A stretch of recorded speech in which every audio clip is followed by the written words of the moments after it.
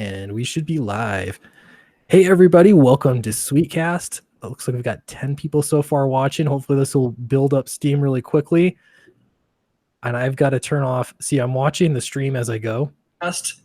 And I never have it muted. So, I can hear myself in delay. There we go. That's been corrected. A few people in chat here. Ann Graham, welcome. Dr. Wright, welcome. Pixel Trader, Raggedy Man, Eloise Dawdling. Sorry, I say that wrong. Dawdle. And many more. Slick Rick looks like. Welcome, everybody. We've got so far 2 guests. We're going to have Eric Weathers, I know, is going to drop into, but a couple guests here today. Matt, why don't we start with you? You want to introduce yourself? Yeah. My name is Matt C, and I got an Indiegogo comic that's going to be coming out hopefully in the next week or 2 called Kyrie. It's kind of a Indiana Jones and ancient Rome kind of adventure epic. And I love indie comics, and I've been checking out Sweetcast for a while now, tuning into just the indie scene in general, and as well as Comicsgate and just all that kind of stuff. So happy to be on. Great. Welcome. Great to talk to you. And yeah, look forward to your campaign as well. And then we have Baptist 702. You want to give us a brief introduction? Yes, of course. Well, as you all heard from Clint, my name is, I'll stick with my YouTube name for now, Baptist 702. I'm currently a 26-year-old Marine, active duty, and I would say my political perspective started to change from sort of a semi-liberal to more of a conservative through a man by the name of Alfonso Rachel and the PJ Media. People like them, and I really do thank God for Alfonso Rachel, a strong, solid, conservative Christian who really began to open my eyes to more of the traditional American values that are of great benefit, and a lot of the cultural, religious, and historical influences that played into what America became, in spite of the flaws of the founding fathers. I'll admit he even admitted, yes, they were flawed men, but the ideals they were trying to strive for were truly great by virtue of the sources or by virtue of the influences that they came from. And as a result of this great nation and the freedom of speech, freedom of religious practice, so on and so forth, a lot of these traditional, highly influenced by the Christian worldview perspectives and ideas really came into play when it came down to literature, art, music, and later on, let's say around 1940s, 1950s, then we have Marvel Comics in DC. And a lot of those same influences were still evident in the culture, and that played into the stories that were written by Stan Lee, Jack Kirby, Chris Claremont, Jonathan Hickman, the greats as we knew them. And unfortunately, as a result of what's called cultural relativism and postmodernism, I'm sorry, I don't mean to take too much time, Clint. But this guy's preaching. No, but as a result of a lot of postmodernism and cultural relativism being more proclaimed and evident, as well as an evident rejection of the Christian worldview or Christian influences that played into a lot of American ideas and American institutions, that ended up that certainly leaked into the entertainment industry. The entertainment industry was certainly not an exception from that departure. And that brought to us more of the postmodern perspective. I would say it really took height. And I agree with, I'm not sure if you guys heard of him, but he goes by the name of the Fourth Age, or RJ. I do want to give credit to him. He points it out perfectly in a very excellent manner on his YouTube channel, how what happened with cultural relativism, with the rejection of those great institutions and values. What has happened in America is that comic books began to sort of adapt the idea of, the white man is responsible for pretty much all the terrible things in the world. The world is going to end up dying and going to hell because the white man did A, B, C, D, E, F, G. And unfortunately, as a result of that very same mentality of now we have to try and make persons of color feel affirmed. We have to try and make feminists, women feel affirmed in every sense of the word. Now we have to try and comfort LGBT because of because of certain Christian ideas that do not fit the narrative of, LGBT people are just the most perfect, wonderful people. Not to say that, I never, by any means, as a conservative Christian myself, I do not condone bullying or harassment or anything of the sort towards LGBT. I may disagree with their perspective of love and sexuality because of my own convictions. However, I never, in any form or fashion, condone that sort of behavior or mentality. So, in regards to that, because of certain past mistakes of the Christian church, I'll admit it. There have been some of us who made some horrible mistakes. But as a result of that, now we have the Gay Pride Parade, where it seems like every single month there has to be a Gay Pride Parade somewhere to celebrate it. And we have to push aside the ideas of traditional love and sexuality in order to help one particular special interest group feel affirmed. And with that, the comic books are certainly no exception from that, to where even if someone really disagrees and tries to introduce the more traditional classical storytelling, pulling upon those traditional historical values, they are completely forced out. They are rejected, called racist. They're called all the normal buzz terms that we hear in the world today. Yeah, and we're going to talk about some disagreements today for sure. I think we got a good panel. I think this will be great. So I really do appreciate both of you coming on the channel. And I will say, Baptist, we had a couple people in the chat say thank you for your service. I just want to echo that. Thank you for your service. Yeah, thank you for your service, man. It's always very humbling to hear that from people, because when I go home on leave and I go to one of the churches I used to attend a while back, and the pastor will say, "Oh, Brother Baptist is back from so and so, serving the country," and everyone's like, "Oh, thank you for your service," clapping. It is humbling. It's I don't know what it is, but it's just something deeper than it really is humbling about that. Well, this is not a good segue, but since we're talking about humble, I'm going to go to the non-humble. That is a joke. Actually, very humble. Eric Weathers, welcome to the chat again. The Sorry legend. about being late. I got the DM from you. We finished a movie on Netflix, and it was like, okay, we're done with the internet today, and I had to restart my router and modem. Oh, so what were you watching? The Adam Sandler joint Bedtime Stories. Oh, yeah, I've not brought myself to watch that one yet. It's actually not that bad. It's good. Really? It's a good watch with the children, with the kids. Okay. We'll have to check that out sometime, especially because it's on Netflix. So Yeah, you're already paying for it. Yeah. Okay, we're gonna talk about a few things. Should I give everyone an update as well? Let me give an update real quick. So I announced on, let me share my screen here. I announced put an update on my Indiegogo page, and let's see, I better go to Facebook here. There we go. I announced that we added a dedicated colorist to the team for Downcast. Oh, wow. And this page is not finished. They're doing a couple tweaks, but this is Damian Penalba, and he's friends with Nacho Lazaro. He also is a professional colorist, and so he's done quite a bit of work. And so this is a test page they were kind of working through. This is one of the pages I don't think that I've posted. Maybe I have. I might have posted this on Twitter. But yeah, I looked at it and I am really digging the colors so far. They look really nice.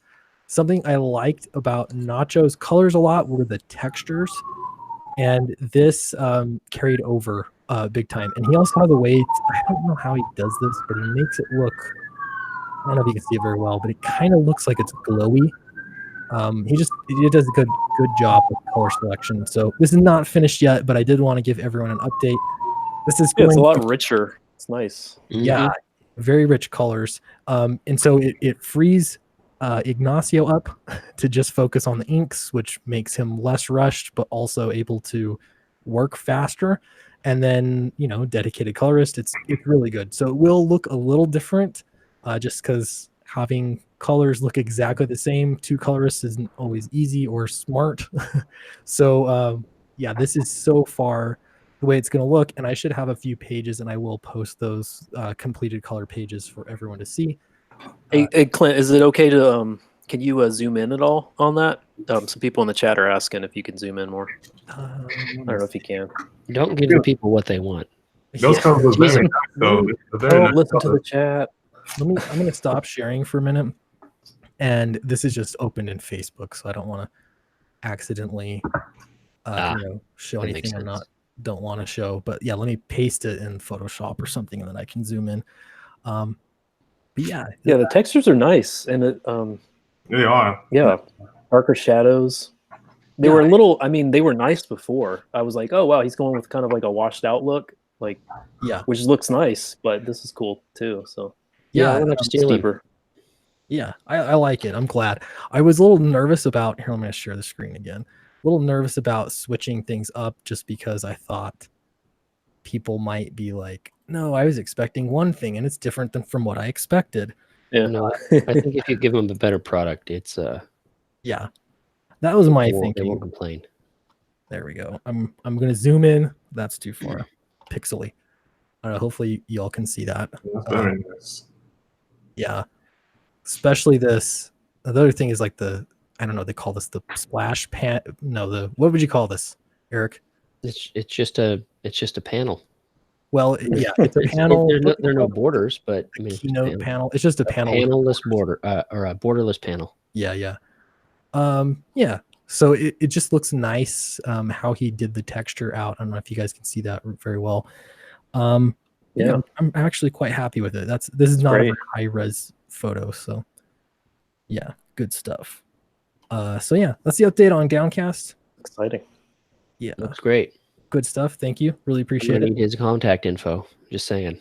Yeah, actually, he's been really good to work with. Oh, let me share. Sorry, one more thing. I just wanted to look at his portfolio for a minute.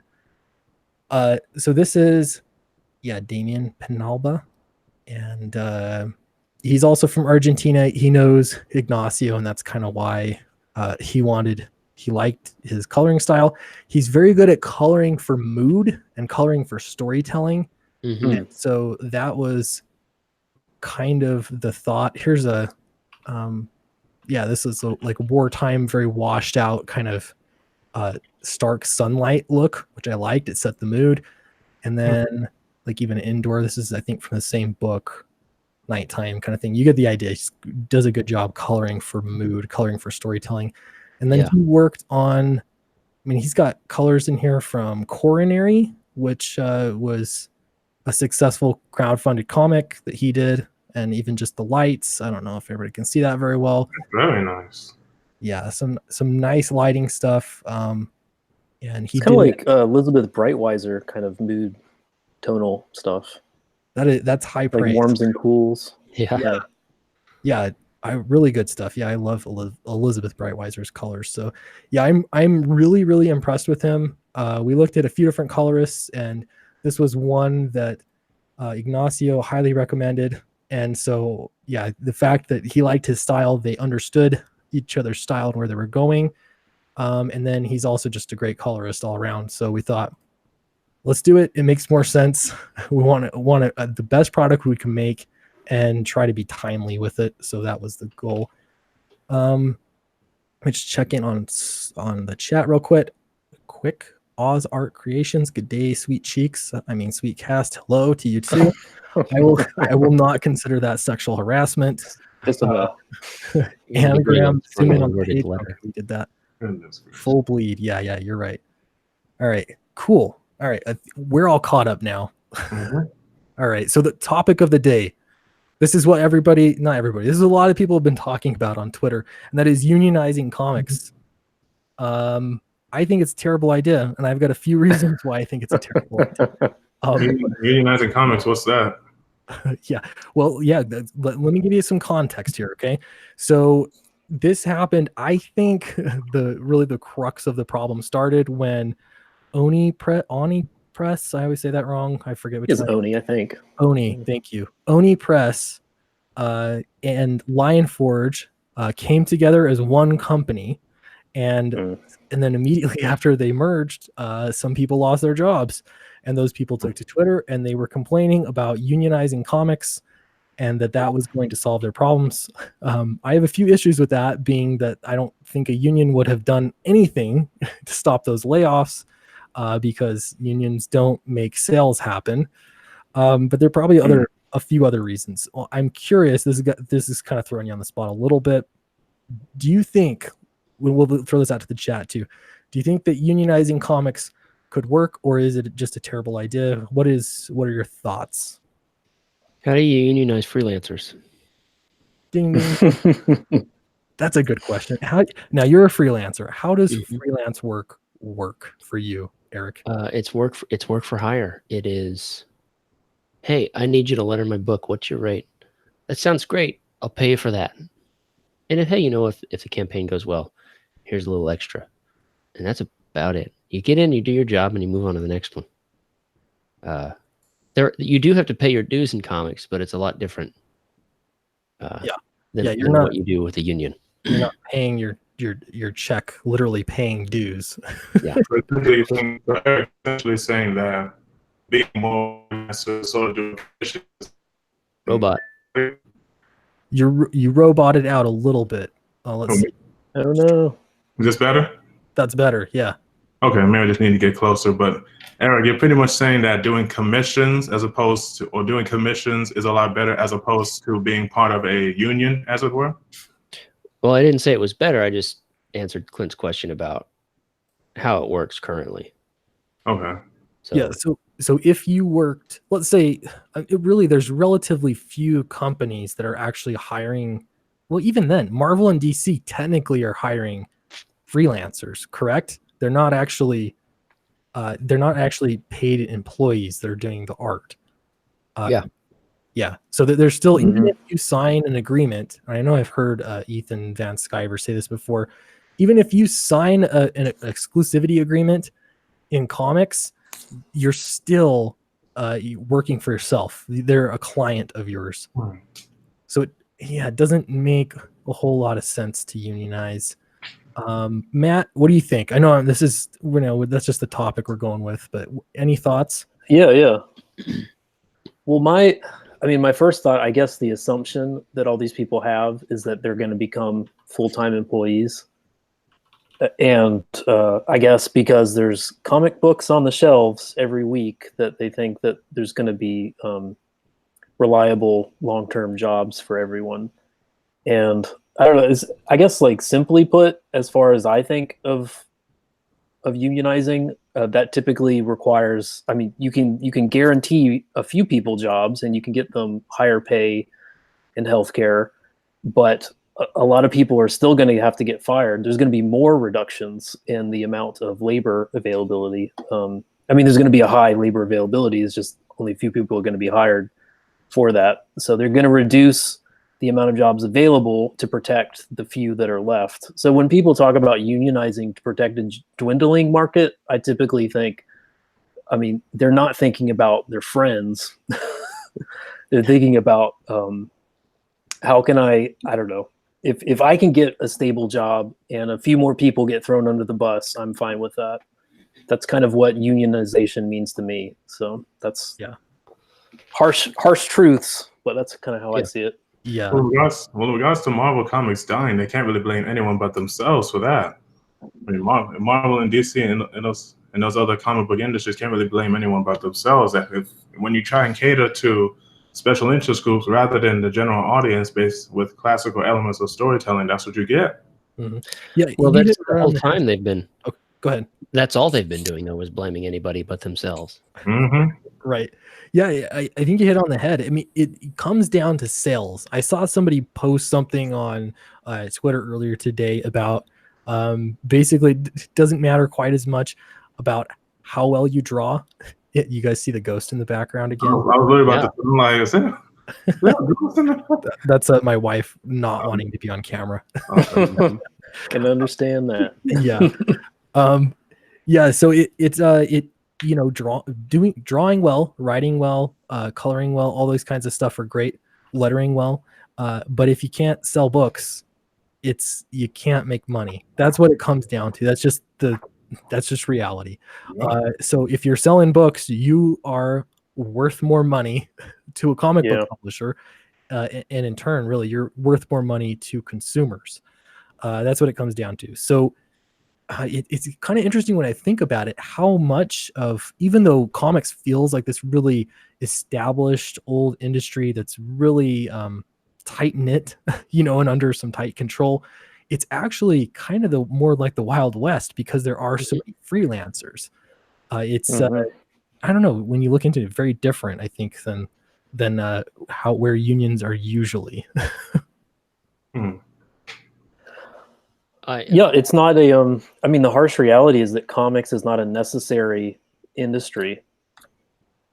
So if people are going to want to keep buying it and not just turn on their Netflix or hit the movies every 6 months to see superhero stories, if they're going to get that from comics specifically, then you're going to have to appeal to them on a massive scale, I guess. And I think Marvel and DC, with their parent companies, with WB and Disney, kind of being more interested in them developing IPs that they can turn into television and movie, kind of multi-platform sort of stories. I think they're leaving. I think they already have left comics behind. That's just kind of my thought, and I don't think they're looking back. So here's the people that are being left behind are struggling. I mean, and they're going to come more into indie comics. Maybe they come into Comic State, maybe not, but it's going to be indie or bust, I think. Yeah. A couple comments in the chat I wanted to look at, because this is interesting. And yeah, I do want to hit on indie comics, because that is where, I don't know, I see the most relevance, really. But Chad Townsend says, I work in animation. I'm not union, but the benefit is not having to negotiate my hourly rate. Everyone makes about the same at different levels. It's written what you get based on experience. Okay, yeah, that makes sense. And then Ryan Miller Art says, I'm in a government union right now. They want the worst. They're lobbyists for their own jobs and for policies that you may not agree with.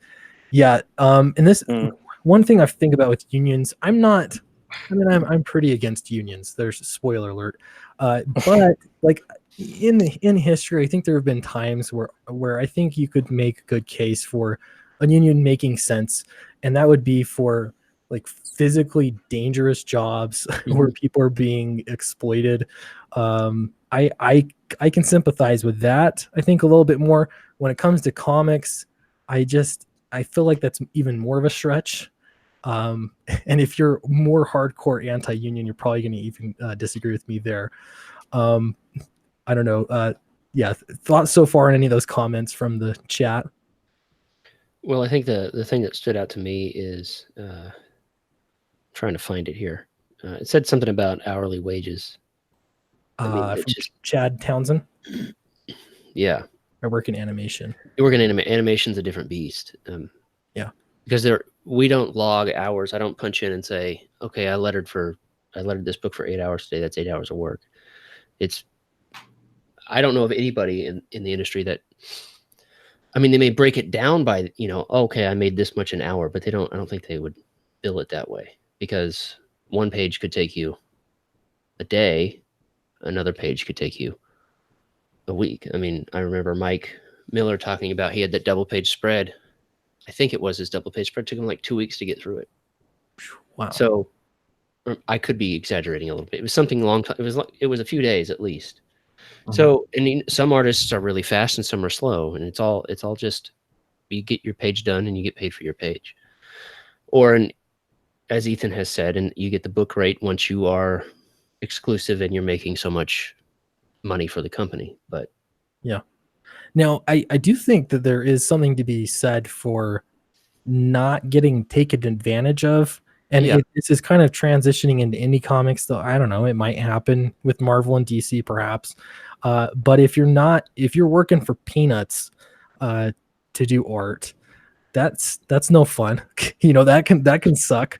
But I don't see how a union would fix that. Other than it would be really hard to get work. But there probably are some practical ways. And I know I speaking from someone that hires artists, for me, just talking with them about what their page rate is and what their expectations are. And, you know, I don't know. I like to think I don't expect too much from artists, but that can, I'm sure, happen frequently. But yeah, how do you protect that? I don't know. How do you protect yourself as a freelancer?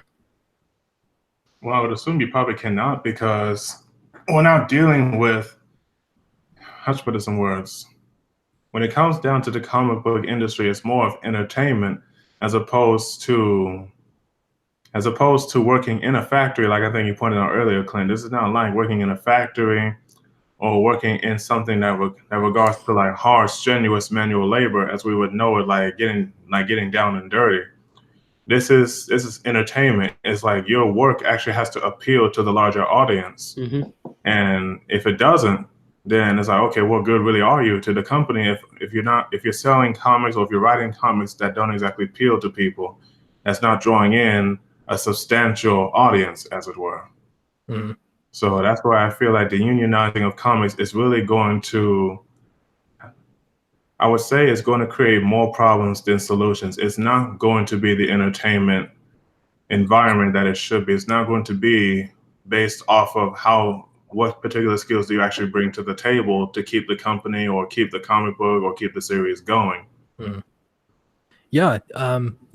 Another thing that I think about is if there's like, okay, so let's say that there is a comics wide union. What would be the terms that you'd have to work by? And it could be like a minimum page rate, perhaps. It could be minimum hourly rate, things like that. But I'll tell you, as somebody that hires artists, the way I look at it is not by how long it takes for an artist to do the work, because that is so meaningless from my perspective. It has more to do with, can this art pay for itself? Mm-hmm. You know, if I pay somebody $1,000 per page for art, am I going to be able to get not even just $1,000 per page? I've got to be able to make a profit on that, so I can pay myself as well, right? Mhm. Like you have to look at that. So it becomes difficult. There definitely would be some artists that would have a very difficult time finding work if you had to pay a certain page rate. Though I would suggest, even if you were at the lower end, just to get better at art.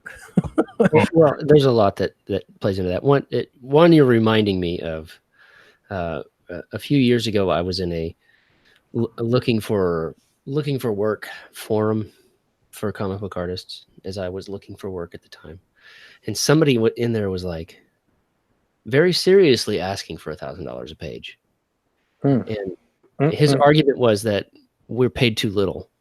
And I understand that was. I understand his sentiment, but I don't think anybody would ever hire the man. But you gotta comic artwork from an artist, from a writer, from a letterer. It's all goods. So you're just paying for somebody's goods and then using that to make a product for somebody to sell to somebody. So, Yeah. You know, if you're willing to pay $1,000 a page, I mean, yeah, you're right. You got to make it worth your money, because very few people are worth $1,000 a page. Maybe Greg Capullo. I was trying to think of like who, from a business perspective. There are probably a few out there. Sure. Yeah. I mean, we could start rattling off names. Sean Murphy is up there. Yeah. Yeah. Sean Cord Murphy. Yeah. But if you're in indie comics, generally speaking, if I wanted Sean Gordon Murphy to do a book for me, he's not going to. That it doesn't matter. if I had $1,000 per page, he still would not do a book with me.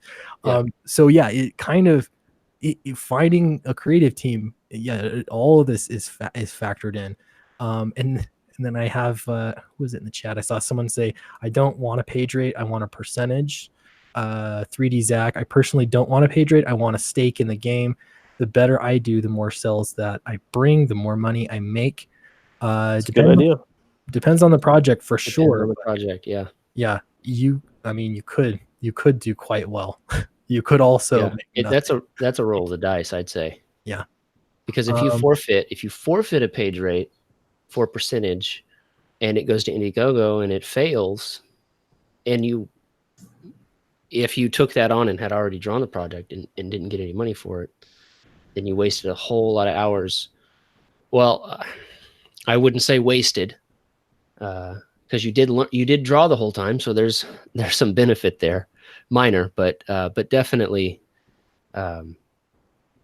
it's possible to do both. It's possible to get a percentage and a page rate. Yeah. So, yeah, and absolutely. ownership in a product is good too. Yeah. Something else I've thought about, and it's only slightly off topic, but why it always seems so, like, traditionally there'll be a writer, and the writer goes out and finds an artist and pays the artist, and they make the book, and the writer is basically the entrepreneur. I'm not sure I've seen a lot of examples, but it seems like artists in some cases, like if you're that artist that just wants percentages, it might actually be cost effective for you to just hire a writer. You could actually, like, get a lot of bang for your buck and hire a writer that has a name for themselves and everything, or somewhat of a name, depending again on who it is. You could totally do that and fund your own project and pay, I don't even know honestly what a writer's page rate would be, but less than an artist, I guarantee that. That's a good point. I mean, like, thinking about all the indie people on Indiegogo right now, who also have kind of like a outspoken public presence, they're all at least the writers of their own stories, if not also the artists, Yeah. It's kind of interesting. So, I mean, I would say artists are probably writers are probably more articulate and know how to sell the thing maybe a little bit better, maybe have more of a presence, I guess, than your typical artist does, maybe. Yeah, and it becomes, I can only speak for myself, but it does become like a skill you have to learn to make to matter as a writer. So it's kind of just built into the way that things have developed. And I don't mind, don't get me wrong, I love being an entrepreneur. Actually, I like the business side of it, like promoting my book, all that kind of stuff. But it is interesting. I just think there are other, like, artists could do this, and you could hire a writer, and that's something that could happen. I don't know. Again, you wouldn't want the same rando writer. You'd want obviously someone with a name. Yeah, you'd have to do somebody I mean, it's kind of how it started with Oz. I was looking for a writer for the project because I didn't want to write it myself. I found Zeb through the Avior book we worked on together and Frankenut that we worked on together. I lettered both of those for him. And it's turned into a partnership. But honestly, when I was first coming up with the idea, I thought I need to hire a writer. So it's totally possible to do that and just give them their rate for their script. And that happens all the time. Yeah. And you think of it, people do tend to think of it as the other way around. It's the writer that came up with the idea and hired an artist, but it can go the other way around too. Yeah, absolutely. And sometimes, I don't know. I guess people find it difficult, I guess, to come up with ideas. Maybe, I don't know. I've got too many ideas. I don't have enough time to do them all. But yeah, here's another good point. Tank Fair Art says if you're going to hire first hire an editor. So on Thursday I'm streaming with my editor actually, and we're gonna promote him a little bit. His name's Brandon. That's a great point. You're gonna want an editor, but you're also gonna want to be prepared to work with an editor and submit to an editor. You gotta be humble. So yeah. Other thoughts? We're talking about unionizing comics. We got 80 people in the chat right now. Don't forget to hit the like, because that really helps us out. So I don't know. What do you guys think? Have we solved unionizing comics?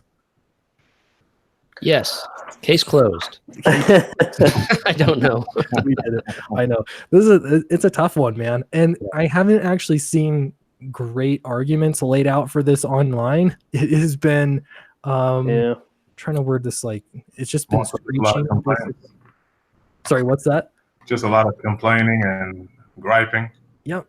Yeah, and not from, not actually from a lot of creative team members. It's been like other people surrounding comics, like people working part time in the warehouse and things like that. Yeah. That's a whole other ball of wax, I think. But ultimately, sales lead to money. That's how sales happen and how people get paid. Yep. I'm not sure a union could actually fix that. Yeah, 3D Zach says I could buy a script from Nasser. Well, he sends them out for free. You just have to show a little bit of artwork. And he'll come fishing. He'll come searching for you. That's right. Yeah, that's true. You could have it for free. You could get a page rate. Yeah, show some artwork and some willingness. And speaking of Nasser, Eric, did you announce a project with Nasser? I thought I heard that on a stream. We're working on behind the scenes on something. Yeah, Very cool. That's all you can say. I'd take it. that's all I can say. Nice. All right. Yeah. It becomes from the business standpoint, it becomes really difficult. But yeah, comics is one of those things. A lot of people just want to do them, for the love of comics. At some point, especially promoting it, it's so much work. You gotta make it worth your time. And I don't think it has to be $100,000 project to be worth your time by any means. But you don't want to be losing lots of money and lots of hours. I don't know, unless it's just your hobby, and that's just what you want to do. I will say it takes a lot of time, though. Yeah. So yeah, you doing the math on the back end. Yeah, if there were requirements and to pay dues and to finance, I don't know, everything that you need to, it's super expensive to make a comic. In fact, more expensive than I thought it would be. I'm glad I surpassed my goal, because if I only would have just got my goal, I would have lost money. Mhm. I didn't figure it all out correctly. Shipping will get you every time. Every time. Hmm. All right, Matt, let's talk Yeah. about your project that you have coming up. Oh man. I know you sent me Thank you, sir. no problem. I know you sent a link to it. Do you want me to show that, or is Yeah, that- if you want. Yeah. sure, That's I'm cool. happy to show it. I don't know if, like, sometimes it's a top secret. So No. Well, this is one of the great things about doing indie comics right now, is everything is so transparent. We're all kind of in the lab experimenting, and I'm trying to do something slightly different. I'm trying to build up awareness for the comic before I'm trying to get people on that pre-launch page and signing up for that before I launch. So you can see what I got here, but no one can get there yet. But I'm willing to, just kind of show it off. So Yeah, the comics, yeah. I was gonna say, let's get us a look at it anyway. So yeah. Yeah. So it's, it's Rome in North Africa. There's treasure. There's a cursed reanimated corpse of Alexander the Great. There's all kinds of fun romance of the sands, kind of globe trekking adventures that happen. It's the sort of comics that I liked reading from the European scene as a kid, and kind of want to bring it out into America. Very Well, cool. Matt, if I may ask, could you maybe perhaps give us a bit of a background information as to what influences you drew from in regards to this comic book? What particular stories, or dare I say even heroes, made you say, okay, this is the kind of story I want? This book, Prince of Persia. Okay. I'm a big fan of Gene Yuen Lang, Luan Yang, Boxers and Saints. I don't know if you know about this. It's a pretty good book. Yeah. And I'm a history buff. I went to art school, and then I was tired of it. And I thought I had a stupid idea that going back to school for history would be a more sensible idea than art. And thankfully I was talked out of that by my wife. But yeah, I just find that I don't know, the more you look at any kind of century and any culture, the more you find especially the ones that seem pretty foreign to your experience, the more you can, there's a lot of like fruitful storytelling kind of possibilities where you can really throw off your readership with an alien experience that ends up being something they can kind of relate to by the end. Like, 3rd century North Africa, there's it's kind of there's the decline and fall of the Roman Empire, right? So this is in the decline period. There's a lot of people worrying about like, how can we make Rome great again? There's this weird Middle Eastern religion that seems like it's not going to be copacetic with Western Roman values popping up, and everyone's kind of buying into it, called Christianity. And there's rumors that they have midnight seances and eat blood and that kind of stuff. Wow. So I'm playing up all that stuff in like a high adventure kind of drama, all ages kind of thing. But Okay. All ages, cool. Yeah. I like that. Yeah, I yeah. also like that it's 240 pages and it is Yeah, man. complete already. That's great. Goodness. A lot of that going around. Yeah, sounds like Flying Fortress. Yeah, man. Yeah. Yeah, there's a lot in common with Flying Fortress, I imagine. Yeah, also a period piece, and Yeah. $20 for the book. I don't know. Are these set in stone? I don't want to advertise them too much. I know you kind of. I had Yeah. fiddle with Well, them. this is me tinkering in the lab some more. So I found a great printer that if I can raise a certain stretch goal, so it's 120 pages is guaranteed. If I can hit a couple grand above the 4.5K kind of goal, then I can actually get both books printed and still afford to give, just for the $20, give both books, just kind of add the second book for free in the purchase. So people get 2 books for the price of 1, and that's only for this campaign. So that's kind of how I'm running things. If it works, then other people can follow. If it doesn't work, I'll learn my lesson, and other people will learn my lesson. Yeah, learning experience. Yeah. So, are you the artist on this as well? Yes, artist and writer. Cool. So I dig the art style. It is it's thanks. really really interesting. And speaking of coloring for storytelling, I like the tones, and you can kind of see how things change. Like, I don't know, I always look at like it's purple or pink kind of like the tone. Mhm. Yeah. But that's for, again, storytelling. Again, this nighttime, everything's bathed in blue. Like I really like these coloring effects, and that is it's telling a story, beyond just local colors. So I really like that quite a bit. Beautiful. Oh, thanks a bunch. The lettering is also done by me, so and I'm not as proud of that as I could be, but If you need a letterer, I think I know a guy. yeah, I might. Yeah, He's pretty see busy. about that. Yeah. Yeah, that's true. He's- He I've got doesn't need me 200 pages myself knocking on to his letter. door. Yeah.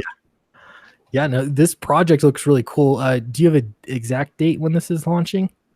Well, this is okay. This is part 3 of me tinkering. So I'm trying to get 100 people to sign up on that pre-launch campaign. Just kind of put in their email, and I'm giving away a bookmark and a postcard to everyone who does that. And the moment I get to 100, I'm at like 35 right now. The moment I get to 100, then I'll just hit the button. I'll press go, Okay. which is fun. So Do we have the link to the pre-launch page? I can post that in chat. Do you? I'll take get that that out in right. there. Yeah, I'll do that. Okay. Yeah, send that to me, and we'll drop it in the chat. Yeah, yeah. Cool. Again, man, it's always good to be getting your mailing list up ahead of time. It helps. Yeah. Helps you. It helps Big your time. readers. It's all good. I know Eric did that as well. Yeah. Some great success actually. To great success. Yeah. I think it's quite helpful. And whatever I know you said a free bookmark and a free postcard, whatever you do, whatever you give away, make sure it's like a super, super sweet deal, because Yeah. you want to reward those people for getting in there even before they maybe even know what the campaign is. So I like ours was a deep discount on a higher tier. And I Yeah. actually Okay. haven't checked it. It might be sold out, but I'm not sure. Yeah. Yeah. Oh, this is the Yeah. link. I'll look into that. That's what's so great about all of us. We're doing this in real time. It's so exciting. Mhm. You know, so we can all kind of learn from each other as we go. Like these campaigns are still live. We can develop and grow as business people and as artists, like as we do it. Wait a second. We don't even have a union. I don't know how we're working together. It just can't work. I just posted the link in the chat to the project here. I already forgot the Curie. Am I saying that right? Curie book 1. Yeah, Kyrie. It's Curie. I yeah. slaughtered that. Yeah, It's Yeah, you Greek. did. Good job. Don't Clint. worry about it. that's what I do with everything. I'm so like middle American. Yeah, there it is, guys. It's in the chat.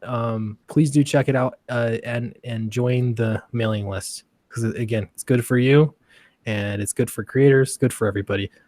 And he won't spam you. It'll just be necessary stuff. Yeah. Oh yeah, I'll just let you know when it goes live.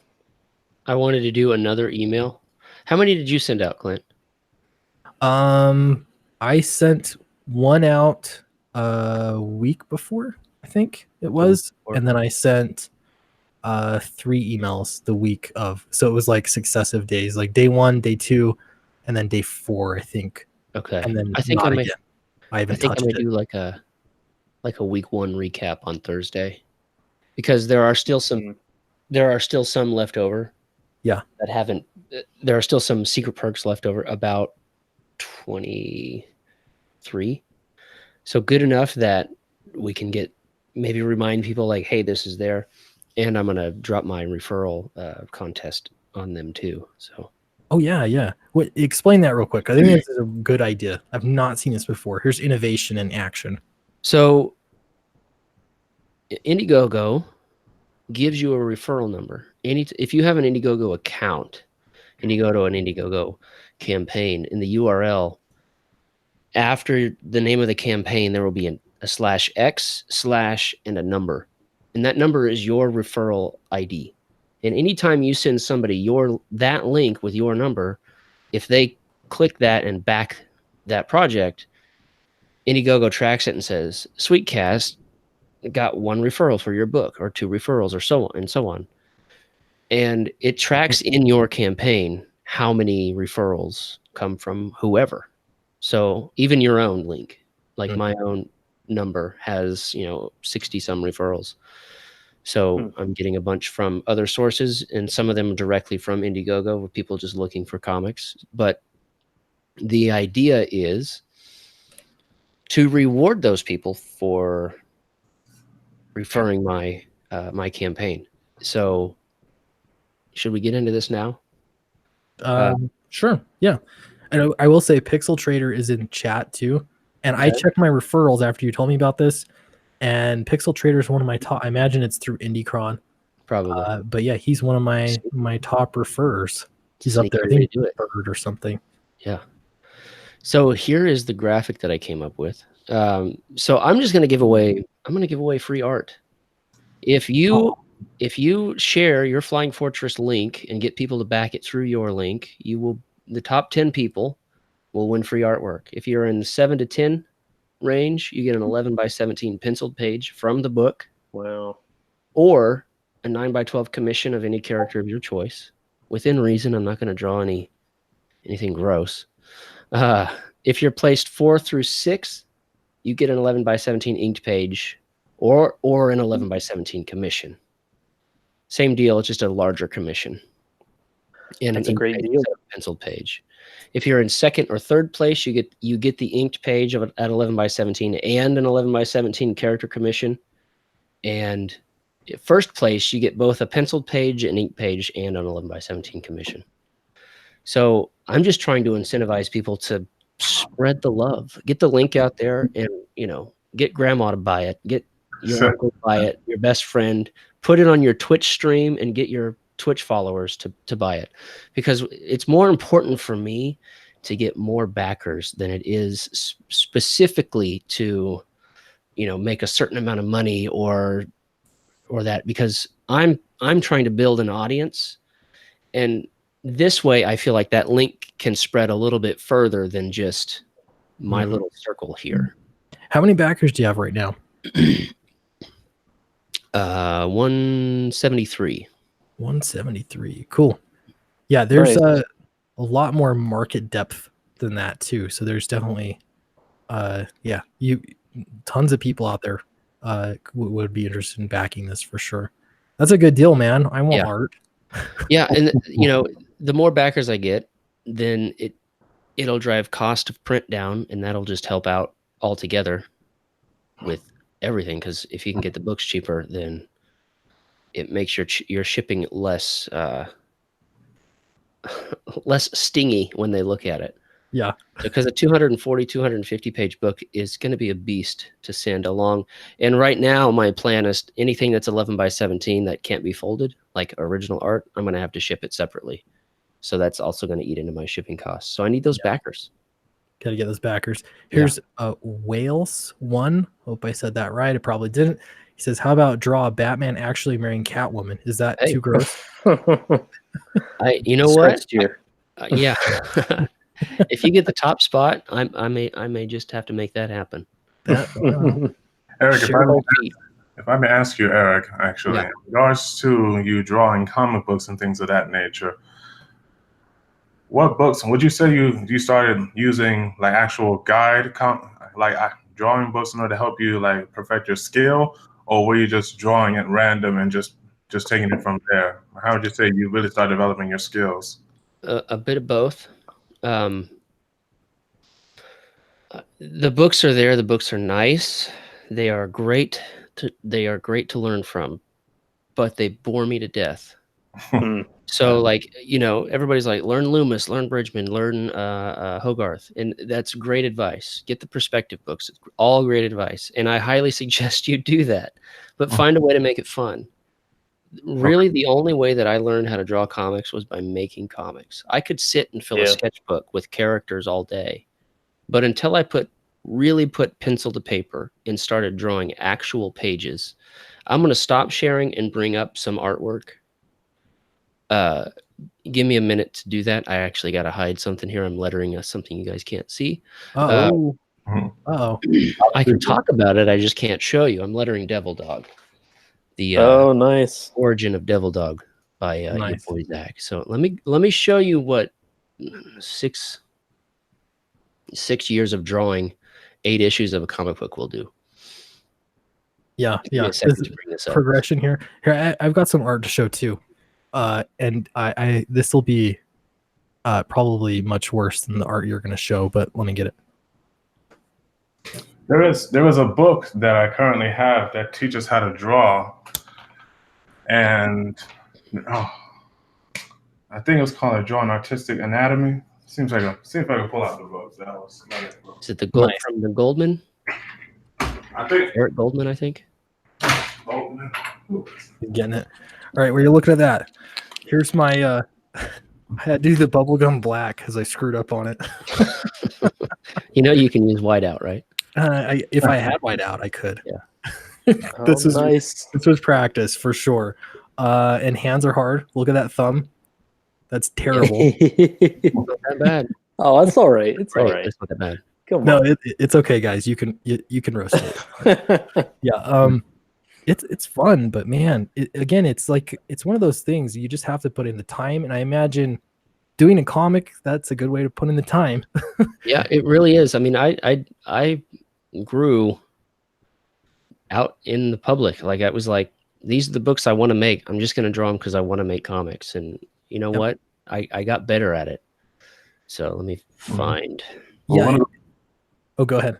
No, since I was going to quickly say that the book I got a while back, I started to try and learn from was called Figure Drawing by Michael Hampton. That's a great one. Yeah, that's what it's a really good one. I've been through that one quite a bit. What Michael Hampton does in his book is he sort of takes from Loomis, he takes from Bridgman, he takes from Hogarth, and he boils it down and sort of gives you a crash course in all of those guys, but he tells it in his own way. But if you've gone through those other books, you're going to recognize, okay, he's teaching us Bridgman here. But he really narrows it down and focuses it. I will say he does not go as in depth as he could. That was one of my complaints about the book. So it's a great starter, and it's a great way to get foundations. His whole section just on gesture drawing is actually really, really good. But start there, and if you start feeling really good with that, then go back and look at Andrew Loomis and George Bridgman. Those guys will teach you how to look at it a different way. Like Bridgman's very much like, these are the shapes of the body. And he breaks it down like, all of these shapes are just lumps of clay, and this is how they would stick together. And it really lets you see past, like, I'm looking at, if you're like trying to draw from life, you're like, I'm looking at a human, and humans are hard to draw. And it's like, no, but you see here, the arm is really like, the deltoid is this football shape, and it comes down to the bicep, and it's this shape, and it's this cylinder, and it's this, and it really interlocks all the shapes. It's really good. Right. But Hampton's book is really good at starting. So you're saying Hampton was drawing from those other influences you mentioned? Yeah. Hampton is very much a boiled down version of what those guys do in their own books separately. Okay. But it's a great place to start, because I think he explains it better just because it's more modern. Michael Hampton? Yeah, I feel his writing in it is a little bit easier to understand. At least it was for me. Maybe I'm just a dummy, but when you go in a little bit deeper, you can sort of see the age in the Loomis books and in the Hogarth books, in the Bridgman books, just because they're decades old. So Yeah, mid-century stuff. Yeah. Do you guys, I don't know, like, so I'm coming more from just the straight up indie scene. I don't know. This is kind of our Bible. Do you guys know this? Absolutely. Yeah. So that's more, I mean, this is like the science of telling stories. Yeah, Baptist 702, I don't know if you know this too, but I highly recommend this if you just want to understand the conceptually, like the language, I guess, of comics, of telling comics. I mean, you were talking about anatomy, but yeah, Understanding Comics by Scott McCloud, and he's got like 3 of these that are all slightly different, but yeah. I heard the name Scott McCloud before. I believe it was one of the other artists that I heard. He goes by the name of, not Comics Pro, not Ethan Van Sciver, but he occasionally does the box office artist. That's who he is. Yeah. But he mentioned Scott McCloud, and I'm not sure what particular book it was, but he did mention the name. I have heard that name before. So one of the things I was focusing on in regards, I'll admit I haven't been on it as much. I've been a little lazy, but one of the things I was hoping to do when I initially brought the book was simply learn how to draw essentially the human figure, and be able to take it from that point on to drawing, superheroes, drawing like Thor or Superman or Batman, drawing at least getting an understanding as to how to draw different heroes before I would even make the attempt to draw my own stuff. I'm not necessarily aiming to make a comic book like you guys might be doing, because one of the things I wanted to do essentially was just enjoy the art in and of itself. That's what I was aiming to do. Just enjoy the pleasure of making a character or drawing different characters. That was my goal. I imagine there's something satisfying about it when you do it right. Yeah. I haven't gotten there yet. It'll be satisfying that I take a step back and I'm like, what did I do to that thumb? Clint, I'm telling you, it never goes away. Yeah. It gets less and less, but it never goes away. So we're looking here. I've got it locked on your screen here. Okay. Oh boy. For sure. There we go. So this was drawn. I can't find like the pages themselves. So this is colored and made to look like it was on an old vintage comic. But this was the ash can I drew in late 2010, early 2011. We put this together for a convention, so I just had to get it out and get it done. I was going for a certain style, and I failed miserably. But this was drawn in 2015, and there's just a slight increase in quality. I see it. Yeah. So this here is red, I guess you can see why we call him that. Yeah. A big increase. It's so nice. Yeah. So this, I'm telling you, I did all this in front of everybody. I drew comics and was like, I want to be a comic book artist. So I just flat out made comics, printed them, and sold them at conventions. And Nice. Yeah. It was a pain in the butt, but I feel like it's paid off. And this here's 4 years old. Yeah. But this is one of my favorite pages I've ever drawn. So Well, and then look at that and compare it to the cover that you just did most recently. I can do that. I can do that. Yeah, outstanding. Yeah. Okay, I got to say something. No offense, okay? I've got to say this though. On the left, you see that's where you started, and you thought, "Hey, I want to do comics. I want to keep doing it." Mhm. Yeah.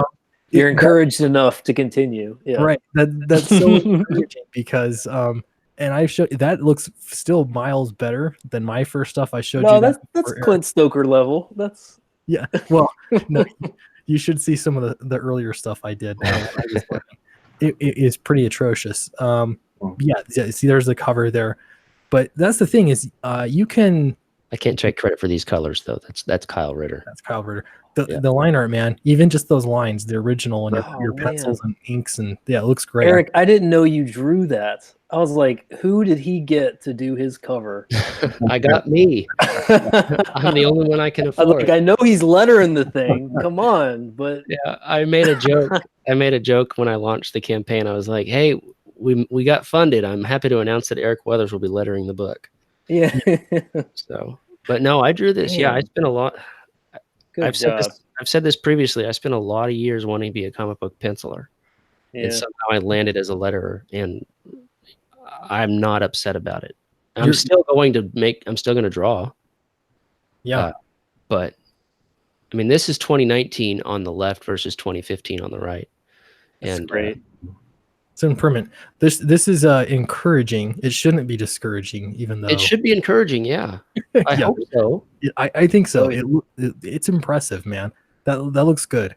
I gotta say, a lot of it really comes down to your desire. You have to want it. Yeah. And you have to be able to look at your artwork and say, it's not good enough yet. Yeah. Because if I were to look at this page, now at the time I thought this is the best I can do. That's different than saying I'm there. If at the time I thought I'm good, then I would have never really progressed past this. It might look a little more fluid, a little more professional in this style, but it would look like this and not, like this. So yeah, you have to have that eye of, I don't like this yet. Yeah. I want to be better. You have to have that drive. Well, and you didn't stop on the one page until it was perfect, even though you knew how it was lacking. Yeah. You keep moving because then that's how you improve. You just got to keep going. I'm going to check in on the chat real quick here. Ryan Miller Art says you're getting better at drawing. Sweetcast. Notice I went for that one first, so I could have it. Thank you very much. Yeah. I can't hear you. Ears are Sweetcast can't hear you. Ears are covered. That's because I was dropping the Flying Fortress link there. Make sure to use that link so I get the referral for it. There you go. And then Edwin Boyette says, "Who's in your panel?" Yeah, we should probably, introduce everybody again because I know we get people into the panel. Why don't we start on the far left over there, Baptist 702? You want to give us a brief introduction? Well, as I said earlier, I'll stick with my YouTube name. My name is Baptist 702. I'm an active duty Marine. I would say I started being more interested in the comic book.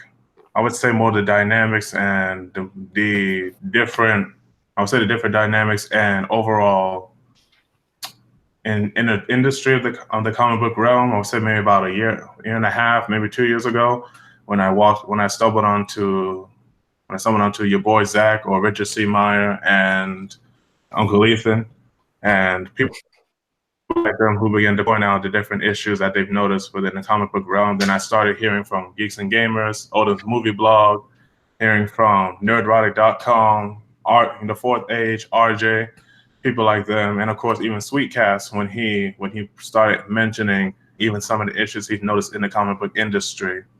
how essentially a difference of opinion when it comes down to writing or when it comes down to comic books in general, the unfortunate takeover of far left-leaning ideas started to push out any dissenting voices or difference of opinion. And I started to notice a real rise of people like Comics Gay and Bounding in the Comics that are trying, and of course the other YouTubers I mentioned earlier who are trying to fight against this and are trying to help unite the original fan base of classical storytelling. And I would say I started, reaching out to these YouTubers as well as Sweetcast, and I thought, you know what, maybe even though, yes, these big YouTubers were simple fans or maybe participated in some form or fashion with the comic book industry, I said, I would love for the opportunity to at least have people hear from just the general comic book fan, just an average, ordinary comic book fan who also who does have a conservative voice, have a conservative perspective, and maybe try to speak into, maybe at least give his particular take on this issue.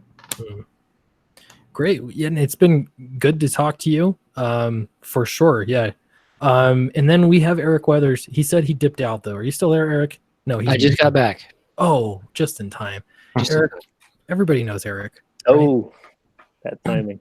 Everybody knows Eric. Yeah. Yeah. So then we have, this is Matt. Matt, you want to give us a brief introduction? Tell us about your book. Yeah. Hey, what's up? This is Matt C. Matt Crotts, CROTTS on Twitter. Sorry, it says Jenica on my name. Looks like I'm doxing my wife too. I forgot to sign out of her account using her computer.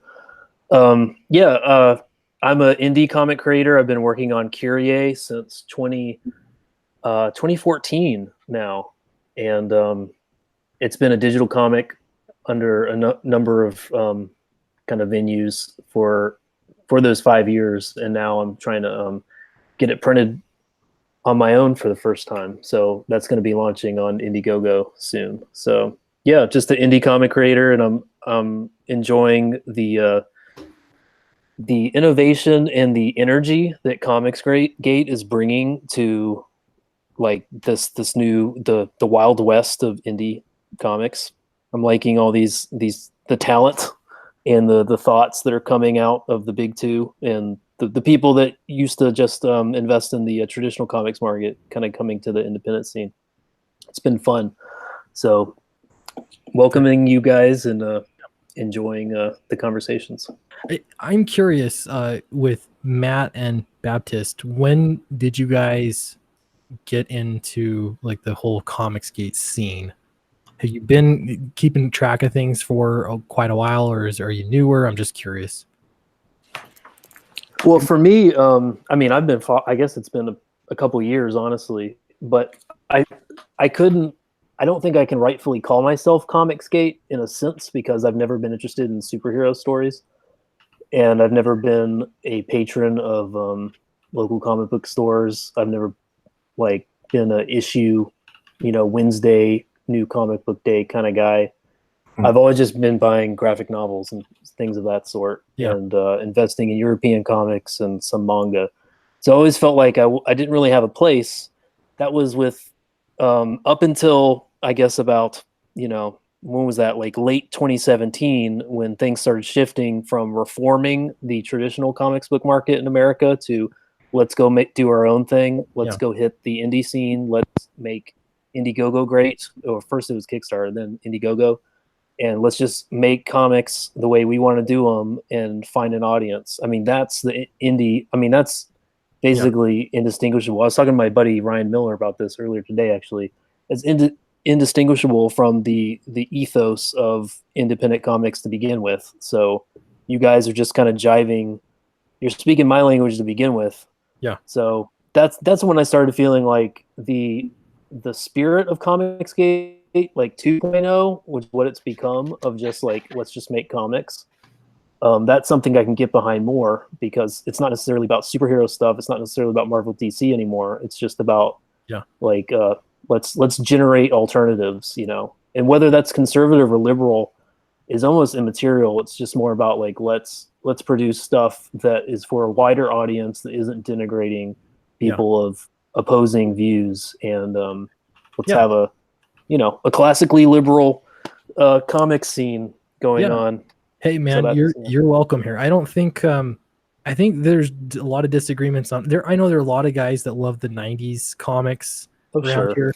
I've never been into 90 comics. I don't care for the Uh-oh. art. Yeah, I've said that before. But you know, yeah, I have read comics and been have felt disenfranchised by certain comic writers for sure. Yeah. But yeah, man, you're welcome here. And again, it's not I'm conservative. I'm moderately conservative. I'd say I lean right. So I end up talking from my perspective. But yeah, just to make it clear, if you're liberal, even if you're far left, as long as you're not trying to censor or shove your politics down my throat, I can talk to anybody. So, Amen. Yeah. And then Baptist, when did you get into this? When did you discover your boy Zach and Uncle Ethan? And... I would say this about maybe let's say this is about maybe a year and a half, almost 2 years ago, maybe. And when I started listening to what they were saying, you know, really began to it really started to catch my attention. It really made me say to myself, okay, you know, well, what is he really saying here? What's going on with the comic book realm or the comic book industry?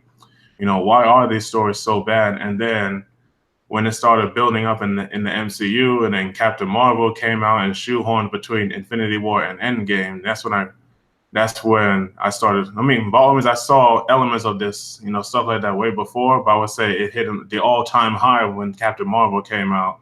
Yeah. And it seemed as if this, or at least when he was at first, when your boy Zach was commenting on the comic book, and then, you know, the movie, the trailer and everything started coming out, and people started noticing these virtually impenetrable shields that Marvel and Disney were trying to put upon her, as opposed to her being written as a traditional hero, starting from sort of like the bottom of the barrel, you know, a regular human being, or as opposed to even making her a proper mutant, like part of the X-Men, who merely discovered her powers and is now simply getting stronger and stronger like the other X-Men are. They sort of just made her this uber powerful character without any particular reason or rhyme. Yeah. And that is when I don't mean to cut you over. That's essentially when I started to notice other elements of it also. And even though I myself am not necessarily, you know, an independent creator like you guys might be, you know, I did notice at a particular comic book convention one independent comic book called Kinetic. It was at Phoenix Fan Fusion. You guys might have to look this up. Nice. I don't know how to make this any clearer, but it was made by a guy by the name of, I think it's Colombe. He's the writer. Bill Colombe, the artist by Raphael Cristani. And I had the pleasure of meeting one of the guys that was part of creating this comic book at the convention. He signed #1 and #2 for me, and I read through it. It's pretty decent. It's a little bit. What's we're looking for? It's not as necessarily grandiose like the Marvel characters would be, but I would say that the story is pretty decent. Also, in recent weeks, I brought comics like Superman, DC Rebirth, #1 and #2. I brought from the convention. I brought Blade, and there you go. comic, and also from that same comic book convention, I brought DC Rebirth, Justice League. Mm-hmm. So even though I've already been reading comic books like online with the Marvel, the Marvel application, I would say that after I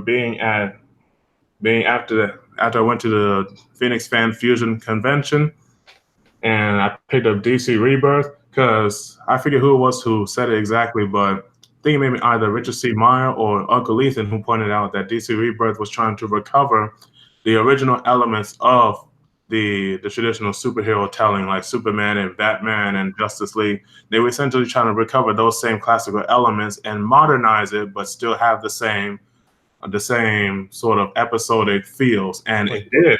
Yeah. The Superman action comic, I'm gonna quickly wrap it up, but the Superman action comic, the DC Rebirth, was a breath of fresh air. When I say fresh, I mean fresh air. And it was truly nice. refreshing to read it. The volume 1, and I truly recommend the Rebirth universe to everybody. Yeah. And that's essentially what's been happening. Man, and this is again an important point: is you don't have to be an indie creator to participate, whether you're writing or artist or neither. You're just a consumer. I think that's been a big part of this indie network is in having consumers, comic readers be a part of everything, and live streams have been a great example of that. I mean, I don't watch TV anymore. I know a lot of people have said this too, because there's always something going on, throughout the week. You can, auctions or even just watching chill streams, watching people draw. That's always fun. So yeah, it's awesome to have just comic readers joining in and being heard. I think that's good. Yeah. And I do want to say, like, I need to talk about writing a little bit more. I know I've been kind of on this learning how to draw kick. Writing is something that I don't want to neglect. I mean, I'm writing quite a bit, but I'm not talking about it a lot. I feel like it's not as interesting to people. But on Thursday, I am having. Sorry, what's that? It's interesting to people that want to learn how to write. Yes. Yeah. You're exactly. It's a lot of us. Yeah. And so on Thursday, I am having my editor. His name is Brandon Crowther. And we're going to get on and talk a little bit about writing and how we work together as a writer and an editor. And I think that'll be helpful to a lot of people because editing gets brought up a lot. So that'll be Thursday. I'm trying not to schedule it too much because I don't want to get swatted or anything. So I make them random, but yeah. If I may comment on the aspect of writing, even though like I said, I'm not necessarily a comic book writer or literature writer like James Patterson, God bless him. Even though I'm not necessarily a writer like that, I would say one of the things that I have been doing, I'm not sure if you're all aware of the concept of like role play sites where maybe they'll take elements of a particular franchise like Star Wars or Marvel or DC, and they'll sort of create a website where fans could try to create stories and interact with each other in those stories based off of like the elements of Superman and Wonder Woman, things of that nature. I have joined up with at least a few of those kinds of websites where I do try to create either a custom character.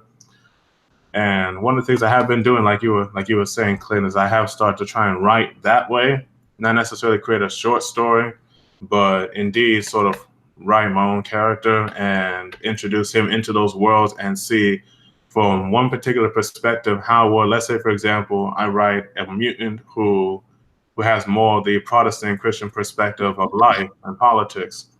I would try to imagine, okay, how would this particular perspective or worldview interact with the X-Men?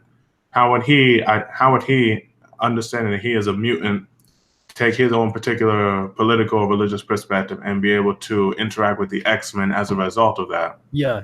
You know what? That's a really great point. When I had Chuck Dixon on, he actually spoke to that. And something that I feel like has been missing or a big criticism of mainstream comics is that they're writing characters based off of the writer's point of view and perspective and not staying true to the characters. So for Chuck Dixon, he is more politically conservative, but when he was writing Batman, Batman doesn't use guns. And so you could see where that would be an opportunity for someone, if you're like very pro Second Amendment, to say, my Batman uses guns. No, that's been part of his character. He doesn't use guns. And it takes a writer to really write to the character as opposed to writing their own, themselves into that character. So yeah, these are all stuff that I definitely want to go over on Thursday with Brandon Crowther, and I think it'll be instructive. I also want to give off a shout out here to Aldous on the Farm, just off Orwell Lane. I know that he is also an editor, and he's been working on several books, and editors get overlooked a lot. So I don't know what your schedule's like or anything like that. Oh, there you go. But it wouldn't hurt to, connect with people. If you're looking for an editor, maybe at least talk to Aldous. That he's one for sure I know that has been doing some editing. Yep, Aldous edited Oz for us. So awesome. Yeah, it resulted in some good changes, and actually I'll be honest, we actually rewrote most of the first issue, not just based off of his thing. There were some things that Zeb wanted to alter. So that whole issue has been streamlined, but a lot of what he said has been taken to heart. So yeah, I can what's the word? Yes, use Aldous. Highly recommend Aldous. I'm not a writer. I can't come up with fancy words. There we go. It's recommending, yes. Recommend. There you go. It's one of the fancy writer words. Don't forget, guys, too. I think we're gonna close off here soon. I'm posting. This is the link to Curie. I think it was. Yeah, go with that. Yeah, well, I said that wrong. It was right, guys. Trust me. And I just posted that.